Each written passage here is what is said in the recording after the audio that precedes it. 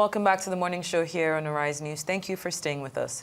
A massive fire at oil mining license 18 field in Buguma, Asari Toro local government area of Rivers State, has this week been reminding all about the sheer mind-bending scale of environmental degradation, which years of official neglect and pervasive corruption have wrought on the Niger Delta, Nigeria's version of the Gulf of Mexico.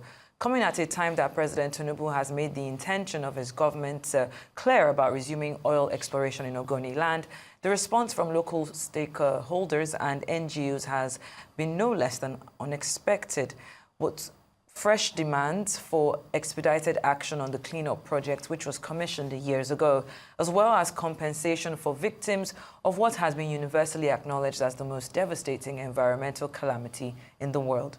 We're now being joined for a discussion around that by Dr. Alaye Tari Theophilus, who is the president of the Ijaws Youth Council Worldwide. Good morning and welcome to the show. Good morning. Thank you for having me. Thank you for being here.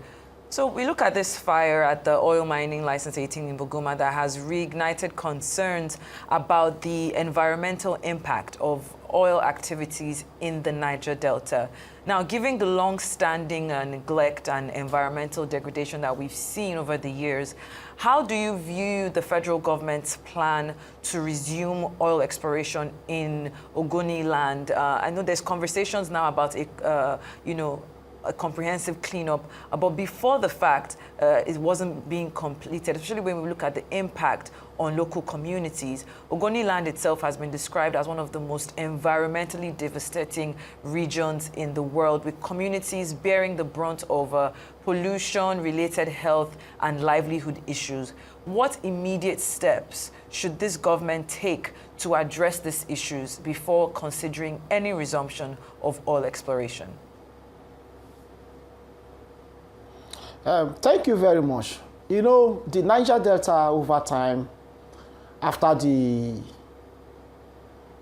finding of oil and gas in the region, has been contributing economically to the stability of Nigeria.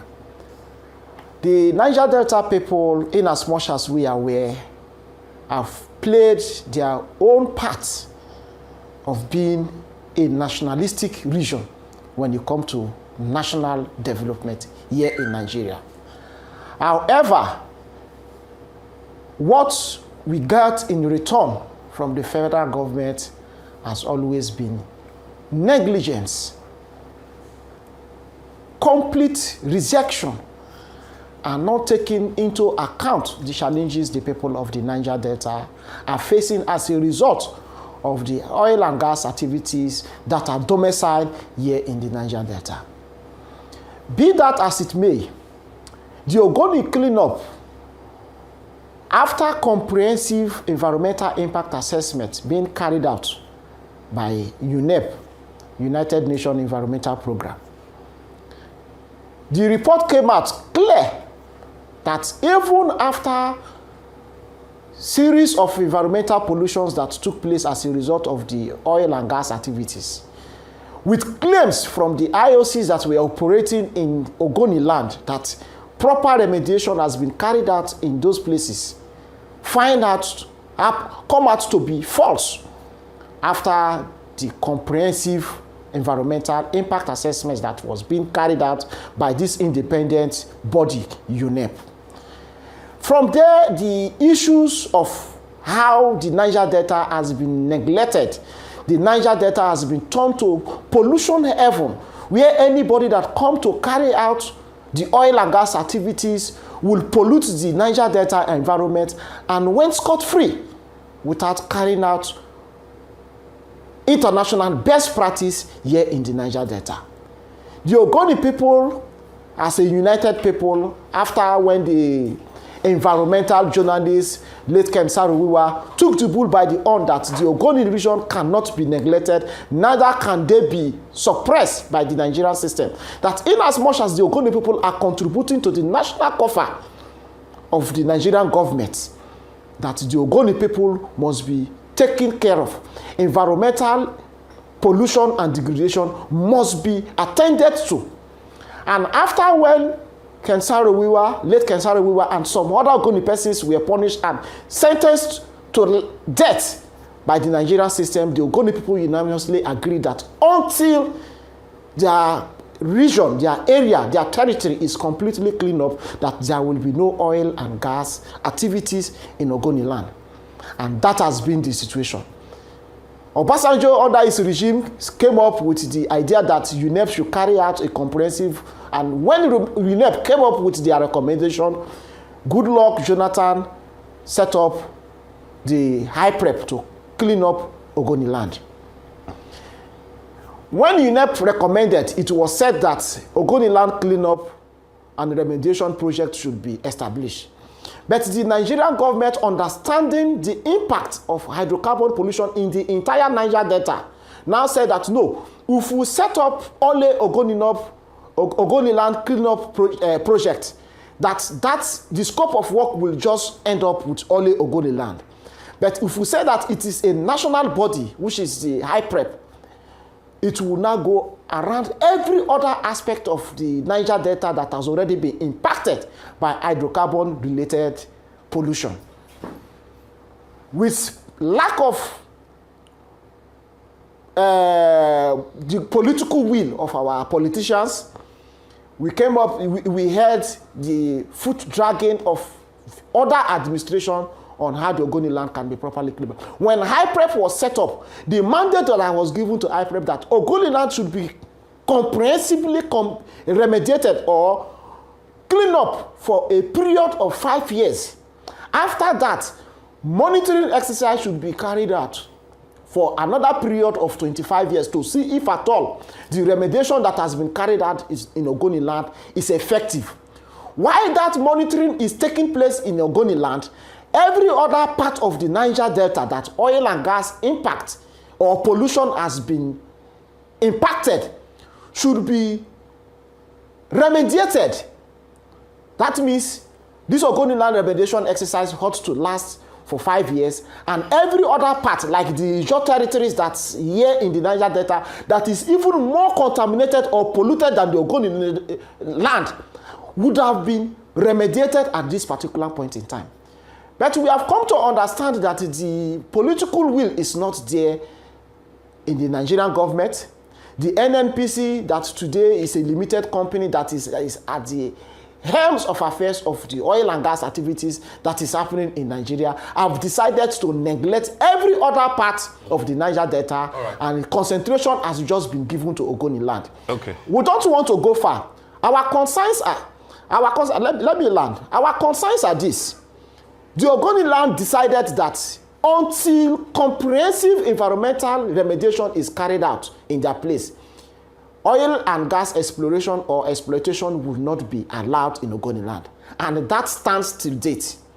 While other ethnic nationalities that are domiciled here in the Niger Delta said, look, that is not the best approach. Let the oil and gas activities continue in our region. But we want the Nigerian government to take responsibility, clean up those places that are already polluted in our places. But the Nigerian government over time have decided to treat this request from other parts of the Niger Delta, other ethnic nationalities, with deaf ear. And as an Ijaws people, as the president of the revered Ijaws Youth Council, we are consulting. And what we are getting from our people is that maybe if we have given the federal government maybe some time, and that request of carrying out comprehensive remediation exercise is not being done in our already polluted lands. Like recently, the Bayelsa State government also carried out an independent committee to look into the environmental condition of Bayelsa State, and came up that Bayelsa State in question is even 50 times more polluted than the Ogoniland that the United Nations carried out the environmental impact assessment. So we are saying that maybe if the Nigerian government is not serious with our request, because we have written to the NNPC, we have written to the Ministry of Petroleum, we have even written to the Ministry of Environment to see how they can quickly swing into action by cleaning up all those environmental impacted areas with hydrocarbon in Ijaws. But we have received them with deaf ears. Their inaction is telling us that maybe we have to apply the Ogoni template by shutting down oil and gas activities in the entire Ijaws territory, so that maybe the tax that people are paying will now be used to clean up the Ijaws territory completely. Then we will also allow oil and gas activities to commence. That we know the negative impact, economic impact that it will have in the Nigerian government. But we believe with the way and approach the GMD, NNPC Limited, Mercari, and those in the petroleum ministry, like the Minister of Petroleum and the President is going, that will be the last resort of the people of Ijaws Nation.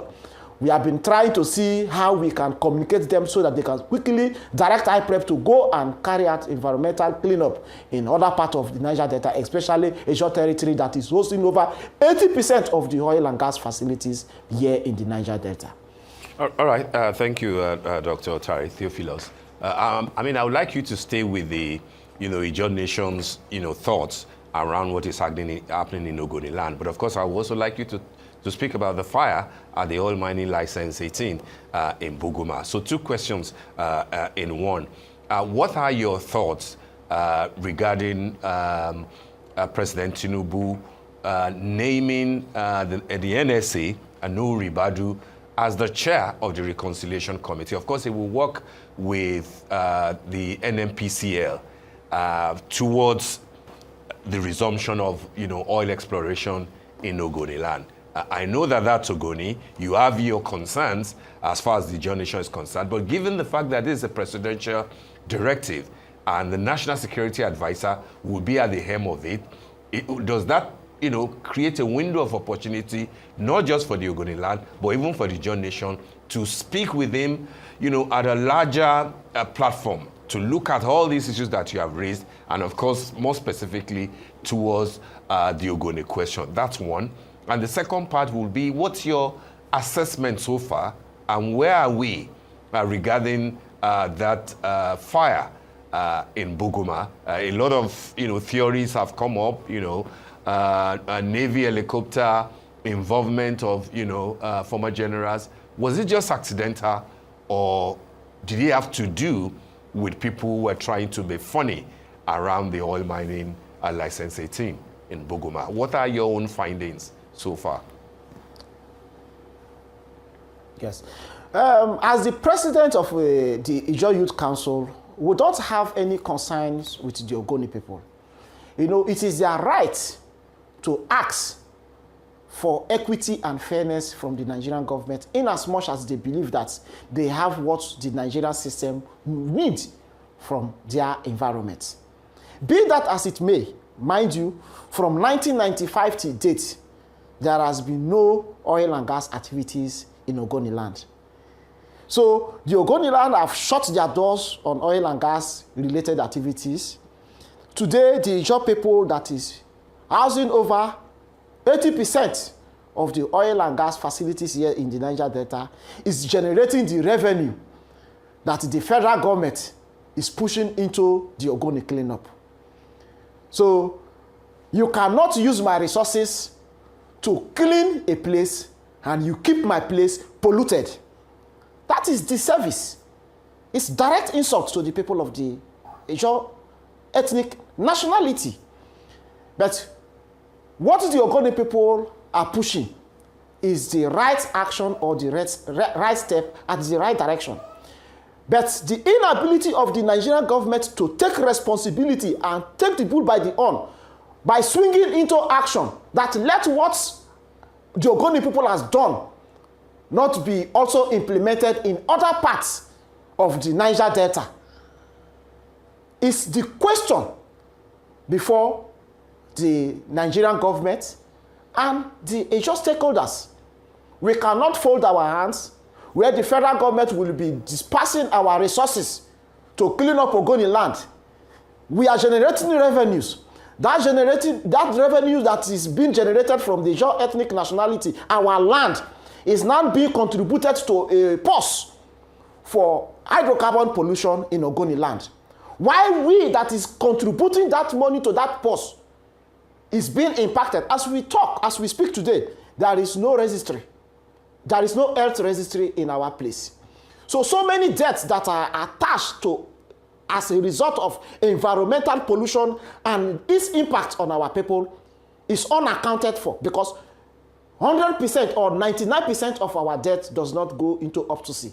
So they cannot really give you the cost of the death. But I can tell you for free that over 50% of the deaths that are happening in our local environment today is as a result of exposure to hydrocarbon polluted activities. We don't want to go there. The Ogoni people have taken the bull by the horn by shutting the doors of oil and gas activities in their place until their directive is that until proper or complete remediation exercise is being carried out. That is their right. But we are saying is that if the Nigerian government is being active or proactive enough, they should not wait for the Ijaw people to shut down oil and gas activities and ask them to clean up our entire territory before they swing into action by carrying out a comprehensive remediation exercise of our lands and shorelines. Secondly, the reason why the people of the Niger Delta, particularly the Ijaw extraction, when we were telling the federal government that, look, make the host communities shareholders of these oil and gas facilities, so that when we are stakeholders, when we understand the importance of the profit that is coming from these activities, we are going to be the people that will be securing these facilities that are domiciled in our place. We were expecting that the host com fund that they have given us, just 3%, would have been 20%. If you give the host communities 20% stake, they understand that they are shareholders of this oil and gas industry that is domiciled in their place. They will protect these facilities with their shares, with their life. But today you are coming to our place, when we talk about the Land Act, when you want to collect our resources, you bring another different template. Then when you want other people to go and do gold mining in Zamfara and other thing, the Land Establishment Act operates differently. That is to tell you how the Nigerian government have decided to be unfair to the people of the Niger Delta. We don't want to dive into that much. Today, the oil and gas facilities, you see NNPC and some other IOCs will just come, lock up a oil well in any place without security. You have come to my place, you have taken my land, you have suppressed me, you have told me that I don't have any stake in that facility. You will just keep it. International best practice made us to understand that any person that is operating or having any facility is to protect or secure that facility.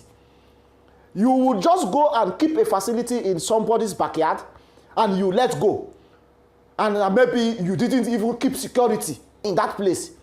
Then some other group of person can easily just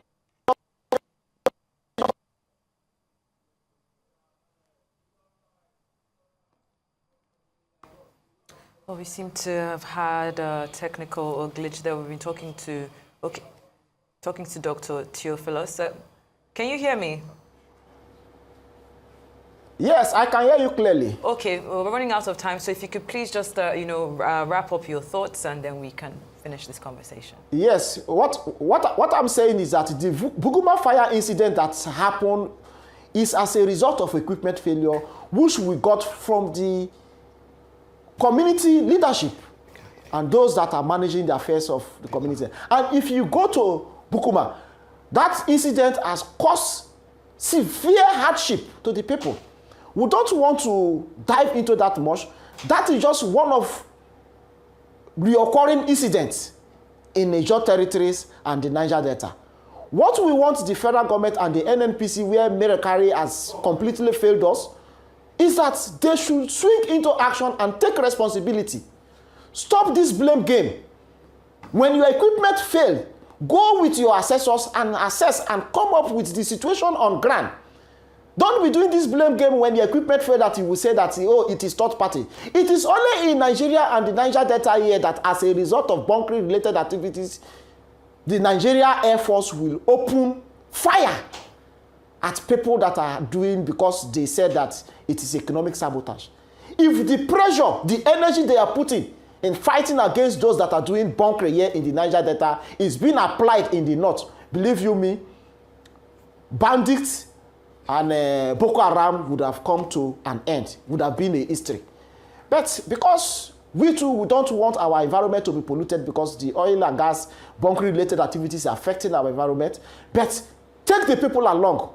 Let them have a share in the oil and gas activities that are domiciled here in the Niger Delta, and believe you me, we will have more of production increase in oil and gas, oil production, and also the gas in question, because today we are trying to talk about alternative energy, and gas is one of those things that we believe that will drive the energy source of our country and even the sub-African region at last. And Nigeria, the Niger Delta, is ready to partner with the Nigerian government to see how they can increase even the gas production while we look into how the daily production of the crude oil in our region and the country at large can increase. But let those that are at the ends of affairs of the NNPC and the Ministry of Petroleum and Environment swing into action. Treat us fairly. Don't take the people of the Ijaws nation for granted, and don't turn our environment to pollution heaven, where IOCs will come, pollute our environment, and went scot-free. That is what we don't want as a people. Yes, thank you, and God bless you. Thank you so much, Dr. Otari Theophilus, President of the Ijaws Youth Council Worldwide, for your submissions this morning.